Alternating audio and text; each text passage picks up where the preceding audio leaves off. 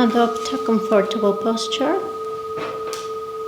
Let's take 3 deep breaths.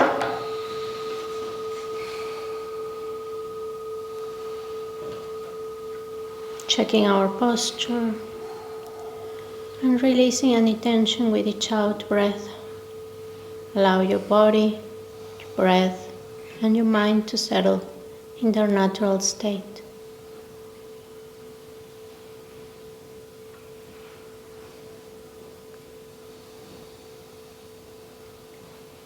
Leave your spine straight and relax all the muscles around it.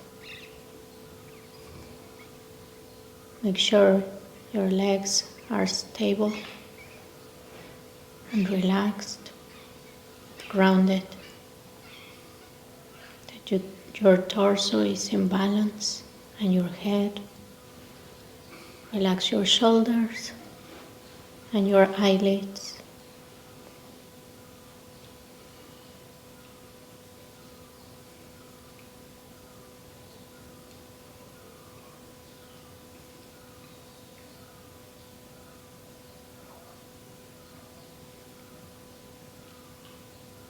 Become aware of the environment, sounds, sensations, perceptions.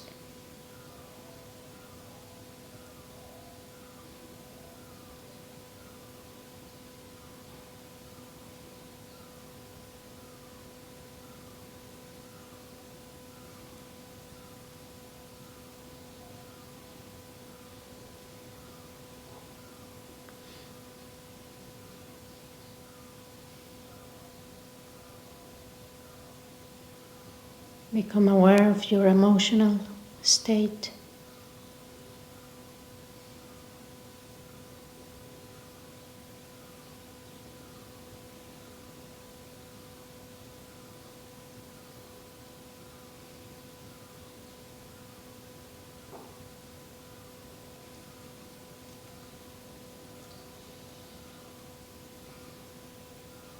Become aware of your mental state. Is your mind agitated? Is it drowsy, dull, sleepy?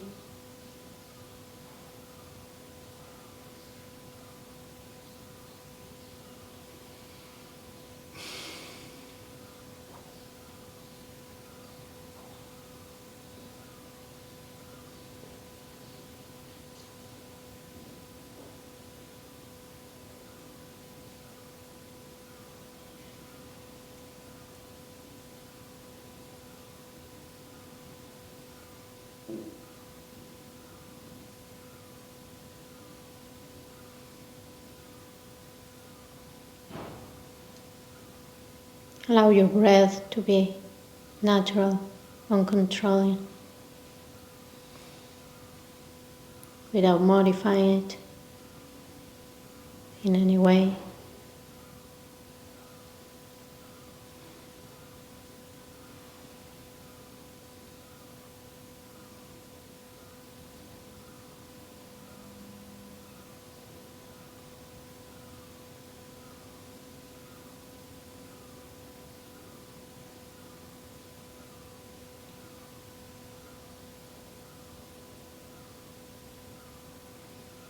Let's set our motivation.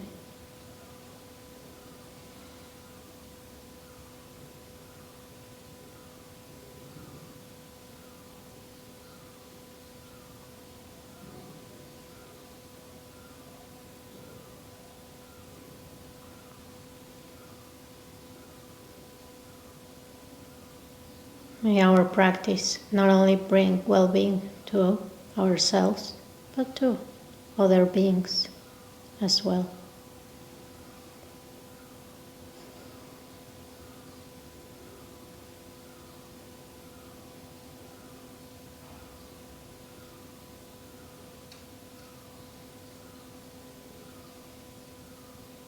Now let's spend a few minutes practicing calm abiding meditation, cultivating relaxation, stability, and vividness.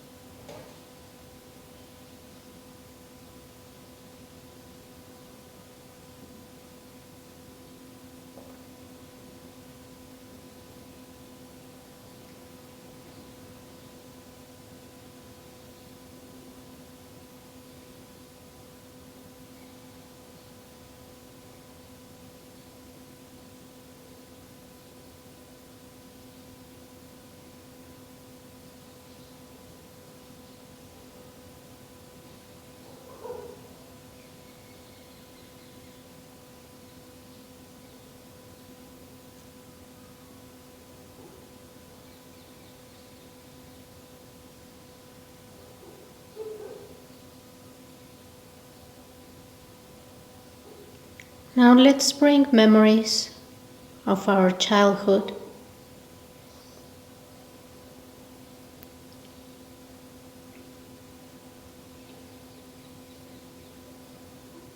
and remember the kindness that our parents of our present life have shown to us.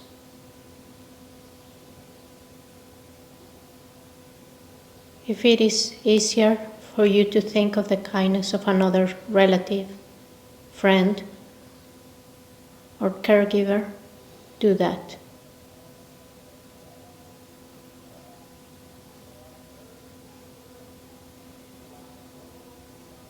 As you consider each kindness, let yourself feel gratitude towards the person. And if in the process of recalling childhood events, painful memories arise, remember that your parents are ordinary sentient beings who did their best given their abilities and the situation they found themselves in. So remember how our mother happily bore the discomfort of being pregnant and giving birth to us.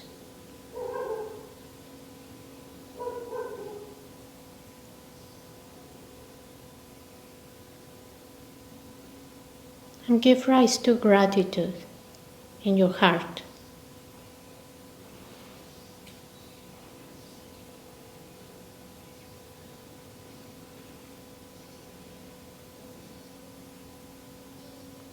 Our parents took care of us when we were infants and toddlers and could not take care of ourselves.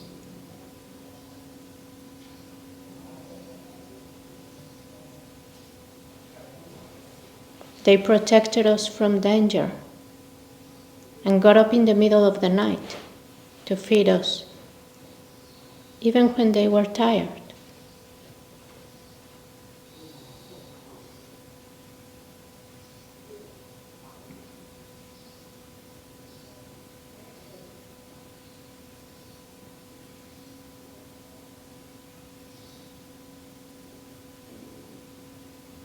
They taught us how to speak and how to take care of our basic needs.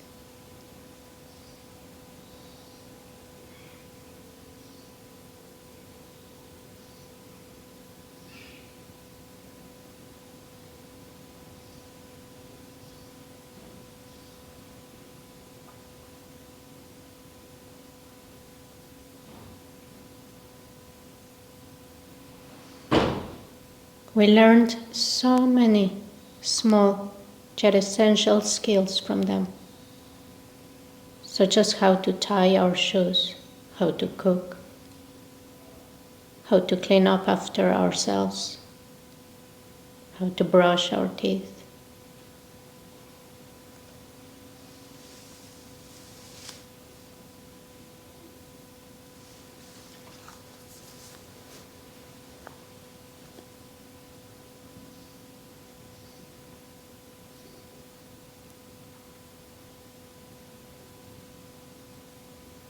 As children, we predominantly thought of ourselves only, and our parents had to teach us manners, social skills, and how to get along with others.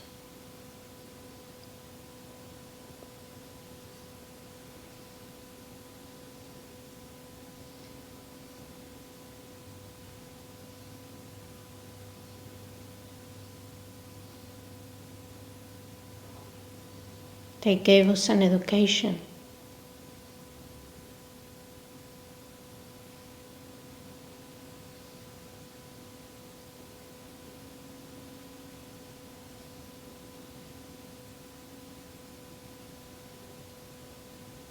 They worked hard to get the finances to give us a place to live, toys, and other enjoyments.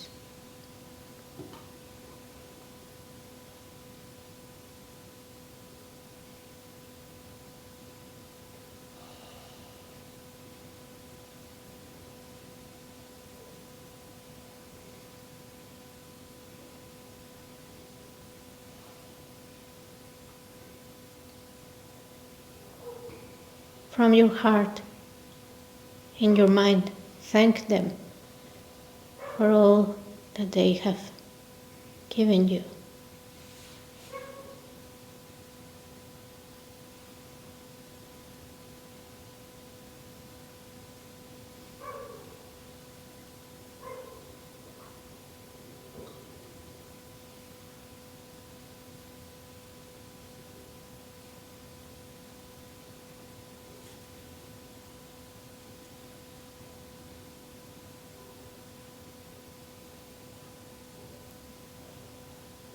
According to Buddhism, all sentient beings have been our parents in past lives, and they too have shown us similar kindness again and again.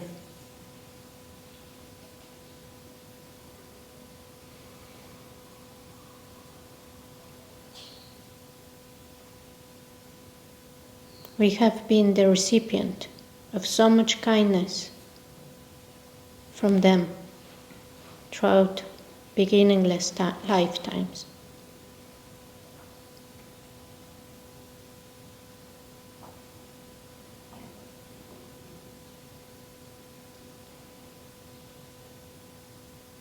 So let a wish to repay their kindness arise naturally in your heart.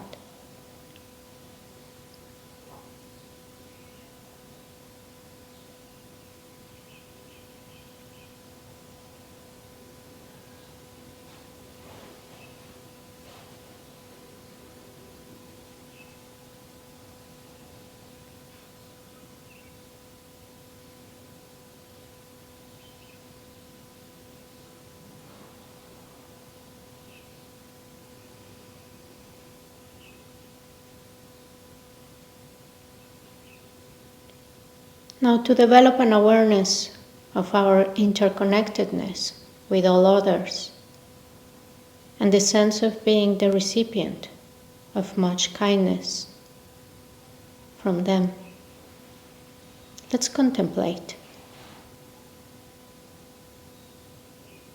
the help we've received from friends.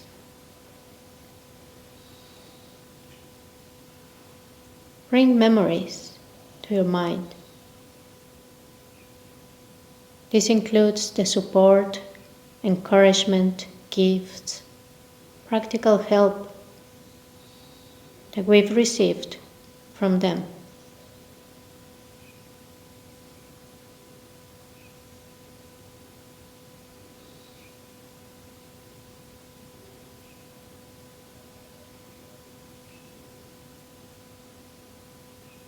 Do not think of friends in a way that increases attachment.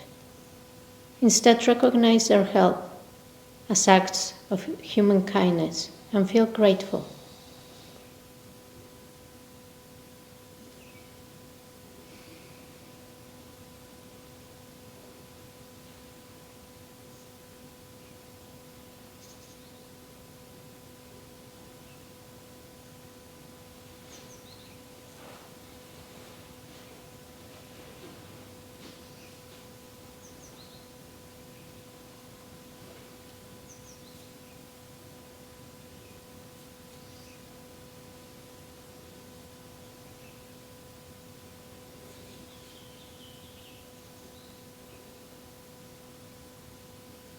Now think of the benefit we've received from relatives and teachers.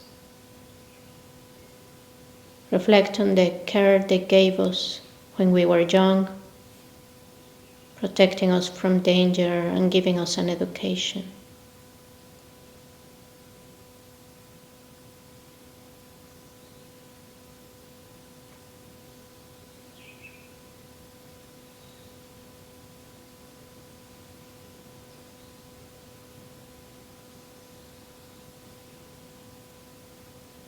The fact that we can speak comes from the efforts of those who cared for us when we were young.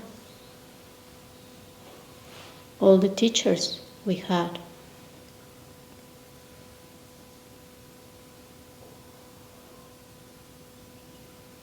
And all the talents, abilities, and skills we have now are due to the people who taught us and trained us. Even when we didn't want to learn and we were unruly, they continued trying to help us learn.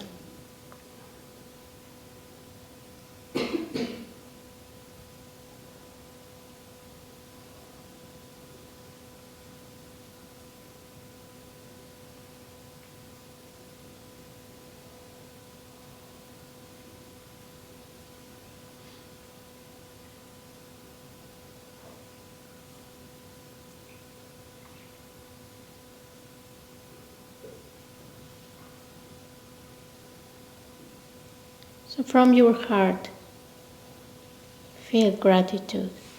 Thank them for all they gave us.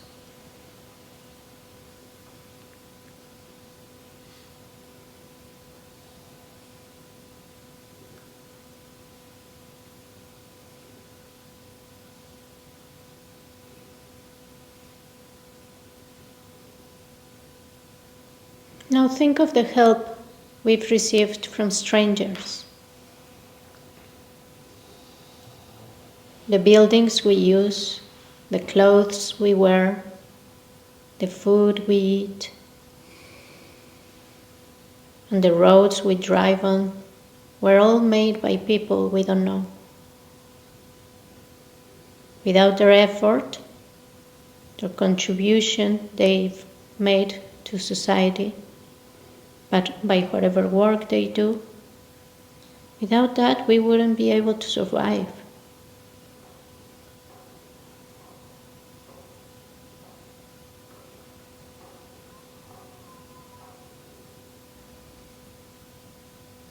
So feel gratitude for them too.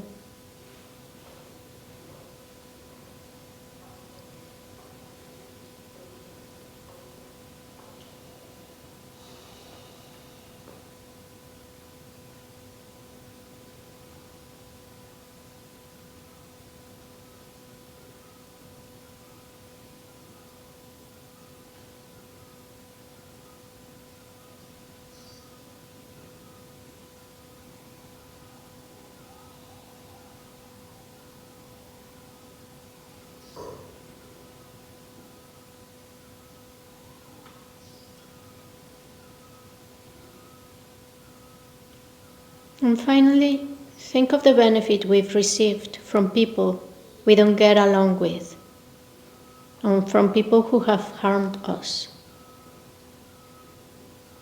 These people show us what we need to work on and point out our weaknesses so that we can improve.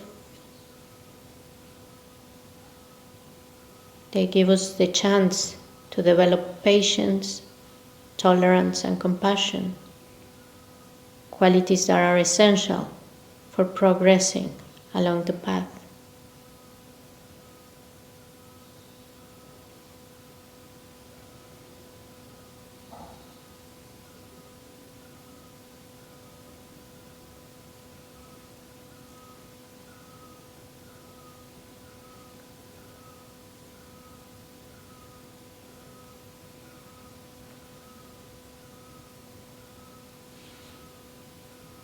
So thank them too for the lessons you learned from them.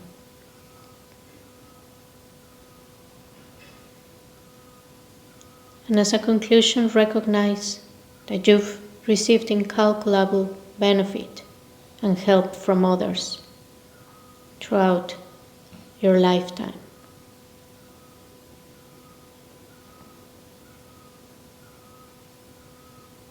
Let yourself experience the care, kindness, and love that others have shown you. And let a sense of gratitude arise in your heart.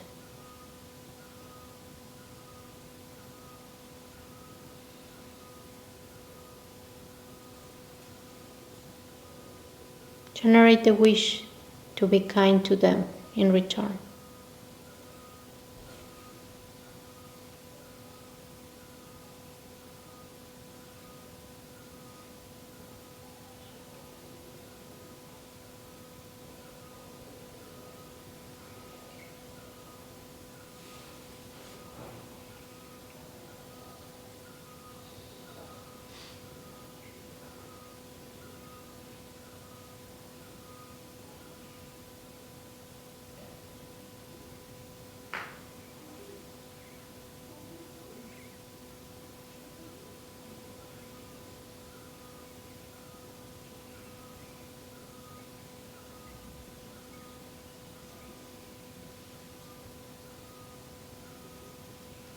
Now just rest in the present, just being aware that you are aware.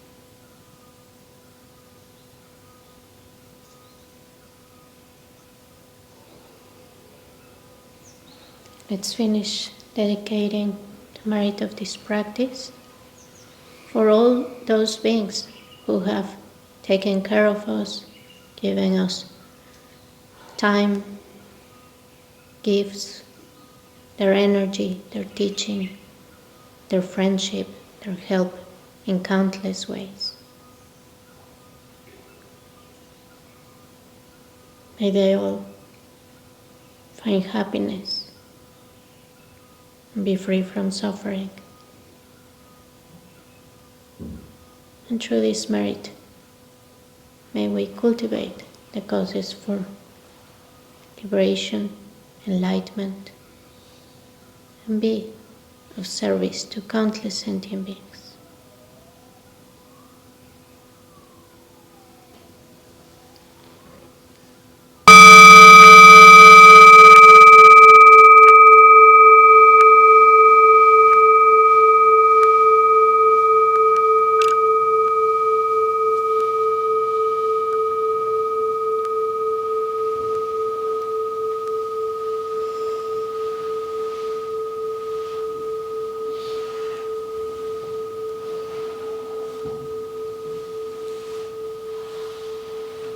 When we meditate on the kindness of others, and we start feeling gratitude,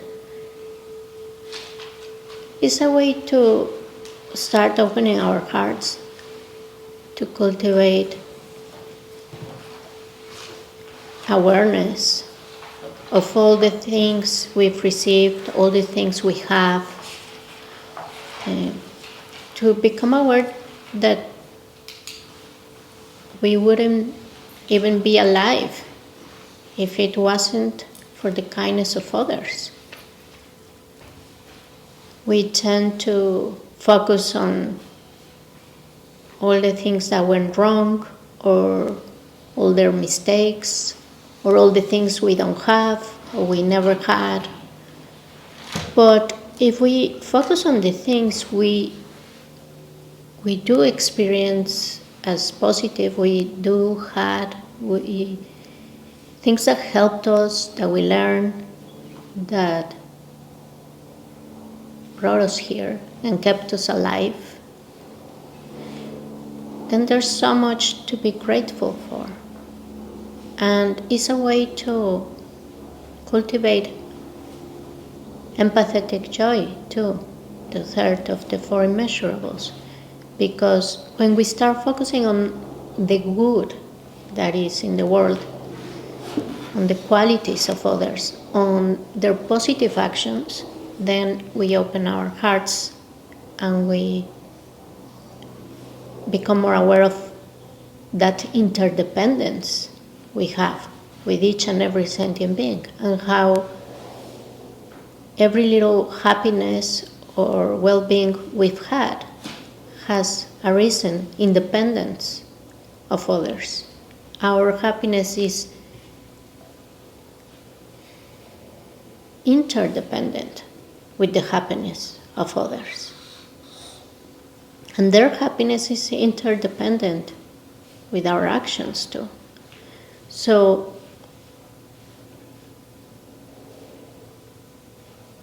if we focus on the negative, on the faults, on the afflictions of others, we just suffer and we made others suffer. But if we focus on their positive qualities and all the things that they do out of kindness, out of compassion, out of generosity, then we start perceiving a different world and we start feeling grateful for every moment that we've been alive. And that changes our perspective. So usually we're so self-centered and focused on what we need, what we don't have, what we crave, what we desire, what we don't want, what we want to get rid of, that we forget to pay attention to everything that we already have, and that we choose to ignore or give for granted. So sometimes we are worried or troubled by something, by an idea or a desire or a problem we have, but we don't give that gratitude. We don't feel thankful that we have a body that can move, walk, speak, see, hear. But when we are ill or we lose one of the senses or the parts of our body or something we give for granted, then we realize how much we had and we were not appreciating. Or when we fight with our loved ones and criticize them and feel like they are trouble in our life, but when they are missing, when they die or when they leave or when they're not close, we realize how much we miss them. And if we learn to remember our lives without filtering those moments of kindness, the story we tell ourselves about who we are and how our lives were is very different, because usually we remember our lives filtering a bunch of things and just focusing on all the negative things that happen in our lives and how we were the victims of so much betrayal and so much negative things happening to us. And we tell that story to ourselves again and again and again. And it's just one of the interpretations of our story. But if we go back and remember our lives, focusing on those memories, retrieving those memories that are there, of those little moments when we received a plate of food from someone, when we received a roof, clothes, education. Maybe we didn't like going to school, but that was a gift that we received. And so if we focus on those little things and we are appreciative of them and we thank all the beings that were around us all the way up to this present moment. And not only all those that were around us, but even strangers. It's due to the network of so many beings working together that we can enjoy so many things and we can have leisure and time to pursue our interests. We've come together a long ways, and we can think that yes, there's many problems and we have as a society, made so many mistakes, and we have polluted the earth and made so much wars and troubles. But if we also focus on the things that are positive, we can give thank you for everything, for this building we are in, for the clothes we wear, for all the possessions we have. Like if we think, not long time ago, like having all the things we have now would be almost impossible, or you would have need to be very wealthy or privileged to have the things we give for granted now. Now we can just go to supermarket and find all the food we want.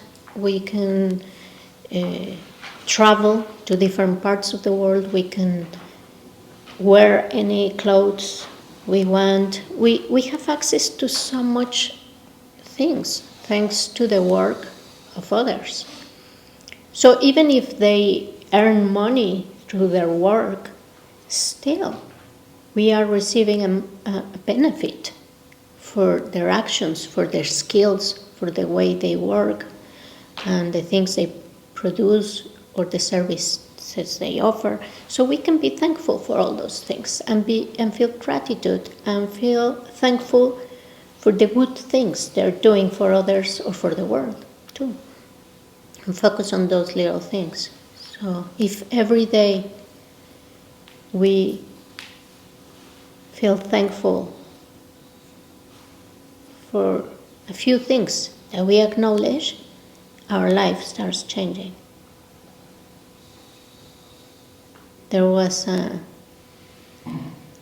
teacher, a lama, that came to Mexico, and my teacher and other friends took him for, he was a Tibetan lama, and they took him for tacos or something, Mexican food, and they went to a restaurant, and they served his plate, and he was just sitting looking at the plate. And everybody was kind of in suspense, waiting for him to bite give the first bite and see if he liked the food. But he wouldn't bite it, he was just looking at it, staring for a very long time. So they start feeling a bit nervous and thinking maybe he thinks this is so strange or weird, he doesn't want to eat it, what's happening, right? So finally they asked him, do you want something else? and he said, no, this is perfect. It's just that every time I have a plate of food in front of me, I take the time to be grateful for all the beings that were involved since this food was planted and grown and transported and taken and cultivated and brought and cooked and served. Like, I just think of all the people that were involved to have this plate in front of me so that I can feed my body. It's amazing. So I have to give thank you to all of the beings. But now I'm finished, and then he enjoyed his food, right? So this is a practice in Buddhism of offering you food and thinking of all the beings that were involved, right? And giving thank you for the clothes you're wearing, the building you're sleeping in, the room. Feeling grateful for everything instead of feeling always complaining and looking at the things that are not perfect, or the things that are not there, or the things we wish there were.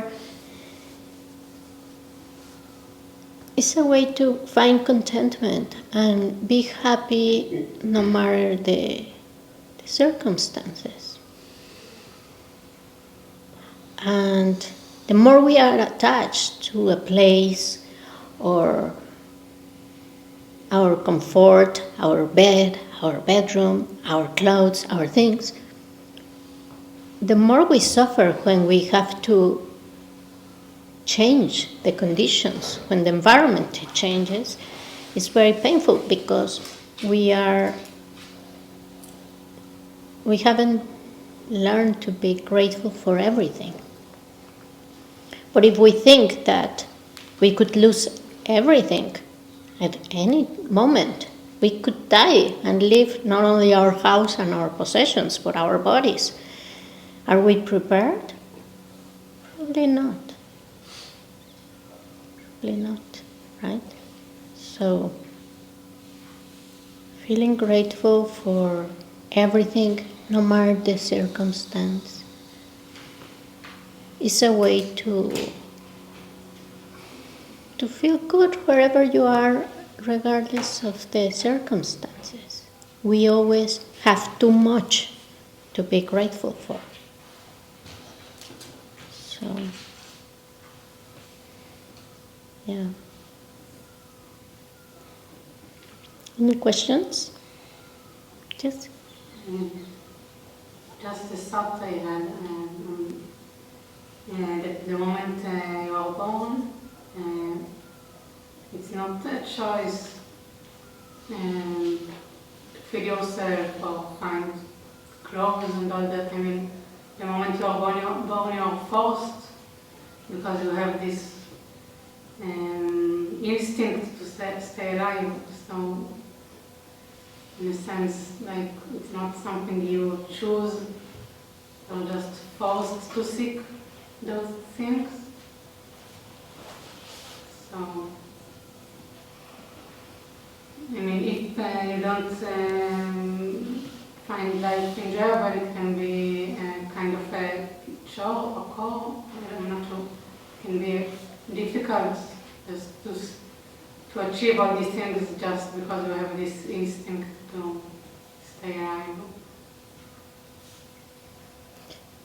Yeah, we can. It's very difficult to do anything or achieve anything. Like if we're born without nothing, we basically are born without anything. Is that your point? I'm not sure I understood quite well. Yes, that it's not a matter of choice, you are just forced to seek those things in a way. Yeah, that would be one perspective, but still, the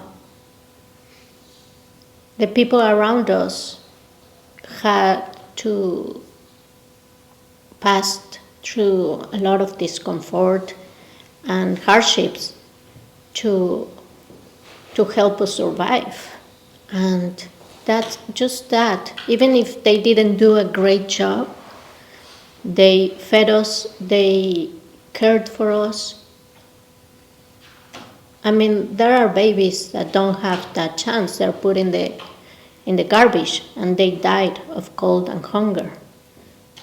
They are unable to survive. So the fact that we are here today is because somebody took care of us and fed us and cleaned us and raised us to the best of their abilities, but they did, and we can be thankful for that. So maybe it was not our choice to be born, but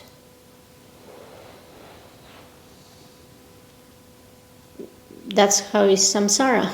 We keep experiencing birth, life and death. And until we are trapped or free, until we're free from this samsara, we will have to depend on the kindness of others. So from the Buddhist perspective, we can think that each and every sentient being took care of us in a previous life. And that's a way to start seeing everybody as your relatives, as someone kind, as someone you're grateful for, and open your heart to each and every sentient being, even if Right now, you have trouble with them. So, in Buddhism, there's a practice where you consider each and every sentient being as your mother, or as the person you feel more connected to, because nowadays maybe it's not your mother but your father or someone who was very kind to you. And so in that way you dissolve the labels of friends, enemies and strangers. It's a way. Yes? I think apart from the point, if it's, say, someone who cared for us, also this perspective of mother, father, or relative. So I think a part of the practice you just did with us is what I heard from research about happiness in general, is the easiest way to start with journey to happiness. Basically having a small a small process or thinking habit or so in the evening or in the mornings to say, okay, for what can I be thankful? So to take, for example, 10 minutes of gratitude each day or so, making people significant happier in their lives.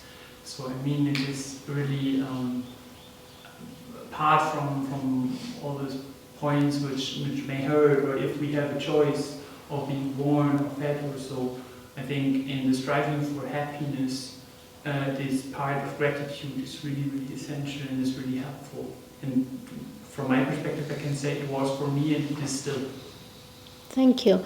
Yeah, there is a lot of research nowadays in the science of happiness, and you can find a lot of that online, and how gratitude is essential for us to find that peace and connectedness with every other sentient being.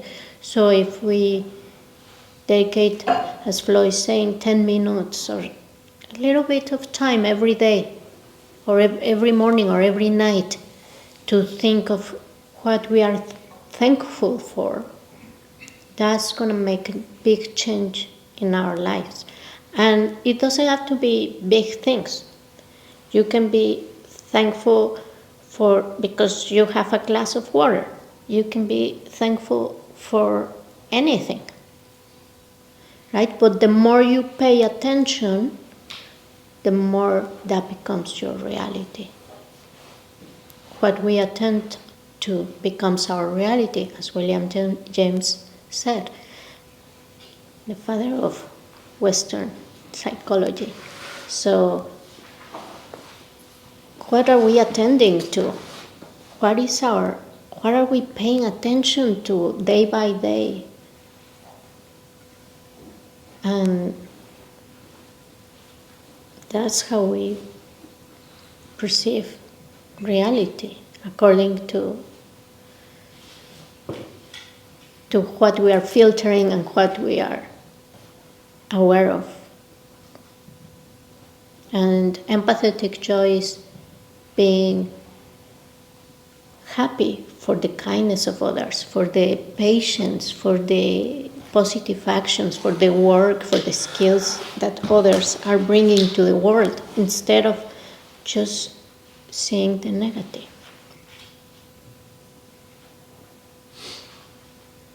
Instead of focusing on their faults or other things that could go wrong. Right? So, yes?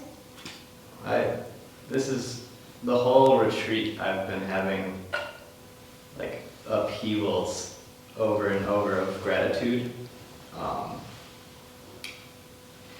And something funny keeps happening. Like a lot of times it's just joyful and I feel great. But a lot of times it comes with pain. Like there's joy mixed with pain. And I think the pain might be from regret at all the ways I took all of that for granted in the past. And then I also have this like overwhelming sense that there's not enough time left in my life to give back everything that I received. There's like no possible way I could ever give what I've gotten. So yeah, there's some pain mixed in with that. I wonder if that's just par for, if that's normal, or if there's like an antidote to that feeling, or Yeah, well, I think this happens to us when we practice that gratitude, that we start becoming aware of how much we've received, how much we've given for granted or expected or demand from others even. And there's many reactions we can have. It can be sadness, it can be guilt, it can be regret, it can be like a feeling of not being able to repay all that kindness, or these kind of feelings, right? But if we just acknowledge those acts of kindness and all that we have received, we are already contributing to the happiness of others. So rejoicing about the positive things we've received in our life is already creating so much merit, and we can choose to dedicate it for the well-being of those beings and for everybody else. So every time we acknowledge an act of kindness of others, we just need to feel happy because they did. We don't even need to do it ourselves to receive the same positive karma. It's interesting. But the same way that if you rejoice or feel happy that somebody is doing bad actions towards others, and you are creating bad karma, in the same way, if you rejoice or feel gratitude for the positive actions of others, you're creating positive karma, positive merit, positive potential, and you can dedicate always with your aspirations that due to all this kindness, all the things you have received, all the merit you have cultivated or you see in others, you dedicate everything, your own merits and the merits of others, you dedicate it for the happiness of all, So it's like consciously putting it back for the happiness of others. So you can even dedicate, for example, let's say you think of the kindness of your parents, and then you can think, well, may that kindness be I dedicate it so that they can find peace, wisdom, compassion, the causes for enlightenment, So you can keep thinking, and making those aspirations is giving direction to all that cultivation of positive potential or causes that were created together or by others. So in that way, just by doing this meditation, you are putting your mind in that mindset of repaying the kindness of others. And you don't necessarily have to be kind to that particular person that maybe is not here anymore, a teacher or a friend or a relative. But by putting your mind in that state, you repay the kindness to others that you encounter. So maybe you are helping other beings or sharing your skills, your talents, putting time, service back in the world towards others. So that's a way to repay the kindness you've received. So it's like due to the interdependence of others, we can repay the kindness like that, but we can also do these aspirations that life after life after life, we continue repaying that kindness and cultivating the causes for enlightenment so that we can meet again with those beings and help them achieve enlightenment. So it's like due to the karmic connection I have with these beings, may I keep finding them again and again and be able to bring benefit to their lives. So the Dalai Lama and other great bodhisattvas do this aspiration that may anybody who say my name or see me or touch my body or hear my voice, just by that may they receive all my merit, a lot of happiness, all the benefit in the universe, right? Like they keep doing this aspiration, because when you become a bodhisattva, because your mind is pure compassion and love, and the ego is dissolved, you're just pure loving kindness and compassion. Just someone interacting with you receives a lot of merit and positive potential. That's why if you have the chance to come near a bodhisattva, take the opportunity, like we are gonna do the next week, right? Or if you can go to the teachings of His Holiness the Dalai Lama and just be in his presence, because if you have the chance to be near a bodhisattva or a Buddha or an arhat, just by seeing them, you're generating a karmic connection, and due to the power of their aspirations, you're receiving a lot of benefit that will lead you to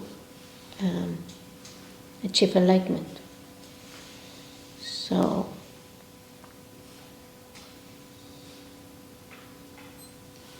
if we do that aspiration again and again during our path of practice, lives after lives, we eventually will become Buddhas and be able to repay all that kindness and more. So we shouldn't feel guilty or sad, but just in our minds, keep bringing those beings to mind and feeling gratitude and sending loving kindness to them, wishing that they find everything they need on their paths for happiness. Okay. Anything else? Yes? I find it interesting, kind of when we go beyond these concepts or words like compassion, sympathetic joy, for example, that actually I experienced this also some days ago. Like, basically, when you go beyond this, you wish someone. For example, I had this friend who had some tough times behind him, so I really felt compassion for them. And it was this really compassionate energy, like you really would do anything to alleviate their suffering, and you really feel them. And then on the other side, I had another friend who is expecting a baby, and so I felt really sympathetic joy for him. Mm-hmm. And then I was kind of just feeling this energy, and because it kind of happened in the same coffee session in the room, I kind of realized that basically the energies are, how to say, the same. It's the same feeling that you really want, you would really dedicate everything to other people, to your friends. But yeah, sometimes it's you feel this compassion, this energy, affective energy to when somebody has bad conditions, circumstances, causes. The effort, the joyful part is when someone has good conditions and causes. And but this heartfelt energy, this aspiration, it's kind of a universal, isn't it? I mean, it's when you go beyond this word, when you really feel this energy of this immeasurables, it's mm-hmm. like it's not personal. It's kind of it just flows. I mean, we give it different words, different labels, but it really is a kind of a alive energy. It connects us. Yes. That's what the the great bodhisattvas tell us that once you tap into that Buddha nature, your deepest level of consciousness, there's immeasurable love, compassion, and that joy and wisdom. These are kind of a part of our Buddha nature. We are, like all our mental afflictions, are like clouds obscuring the sky. But once we remove the mental afflictions, what is left is wisdom, compassion, love. And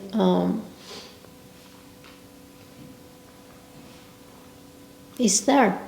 We don't have to bring it from somewhere else. So we can tap into that source by doing these meditations. Trungpa Rinpoche used to call it that we have a basic goodness. And Tsoknyi Rinpoche talks about essence love. So there's different ways of calling it, but yeah, you tap into that feeling and it's universal and it's allowing it to flow and recognizing that you are connected to each and every sentient being. We are not different. Does it not lead to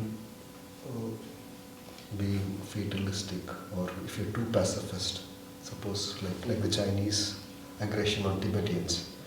No, if you're too pacifist, it is you being unkind to yourself, isn't it? Well, you're also a sentient being in that sense. I hope you got what I'm trying to say. Yeah. If Well, if you take it to the extreme, you can be pacifist, which is detrimental to your own self and survival.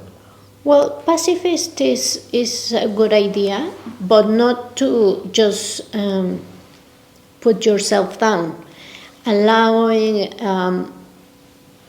you put limits if it's necessary, and if you can, you put the limits, and you don't justify the bad behavior, the unethical actions. No. But you still can feel loving kindness and compassion for those beings. So, according to Buddhism, non-violence is always best than violence. No matter what they do to you,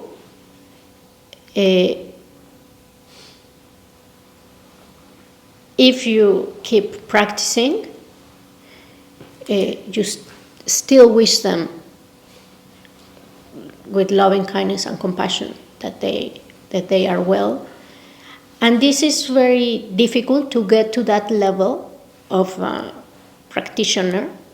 For example, there's a story of a Tibetan Lama that was taken by the Chinese, and the Chinese decided that they were gonna literally crucify him, put nails and hang him on a wall with nails. And they told him, we're gonna hang you there, but if you don't want to, you just have to say that you renounce the Buddha, the Dharma, and the Sangha. And then we let you live. And he refused to say that. And his students were so worried, so crying, suffering so much. And they said, Lama, please, just say the words. Just say, we know that you don't mean it.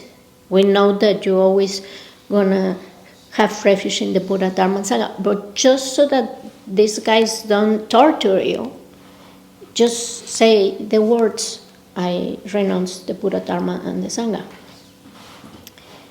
And the Lama he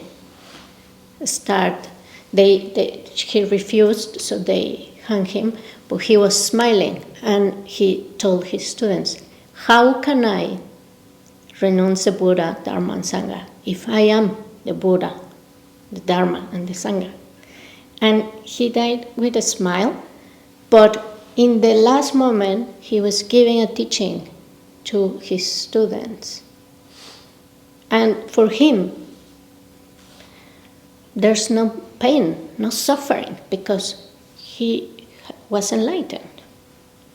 So, from our perspective as sentient beings that still grasping to a sense of self and trapped in samsara full with mental afflictions, it's very difficult to understand that one can even die, right, or give your life, even if others are attacking, and still feeling compassion and being at that degree of pacifist.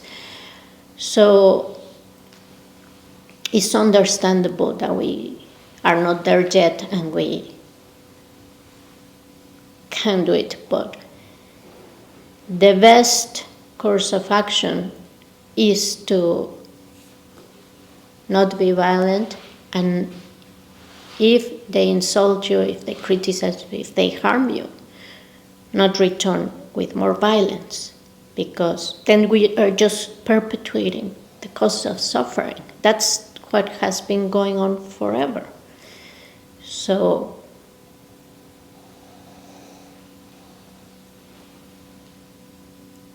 that's the posture of Buddhism and the understanding of karma, how it works.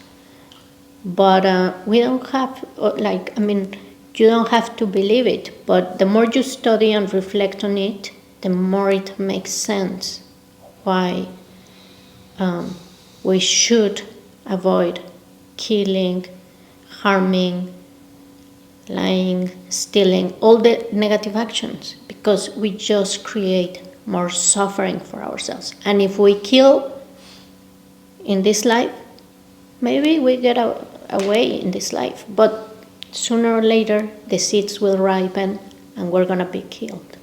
And we're going to experience the same harm we inflicted on others. And maybe even more, because we know karma is expendable, it keeps growing. So if we want to be free of suffering, we need to avoid harming others. And that's why in Buddhism they speak of realms where if you cultivate a lot of hatred and violence, you are reborn in a realm where you experience being hurt and die and being alive again and then hurt and killed, and until that karma is exhausted. So in those difficult realms of existence, it's very difficult to cultivate any positive thoughts or love, loving kindness towards others, gratitude, because you're immersed in an environment of hatred and violence. So when we have the opportunity of having a little bit of suffering so that we have awareness and renunciation, but a little bit of also the positive conditions, we can start practicing, and improve our conditions until we go to freedom, to liberation. But the more we understand karma, and there's some texts that explain more in detail karma, how it works. So if we study and reflect on it, it starts making sense. Okay. Well, thank you.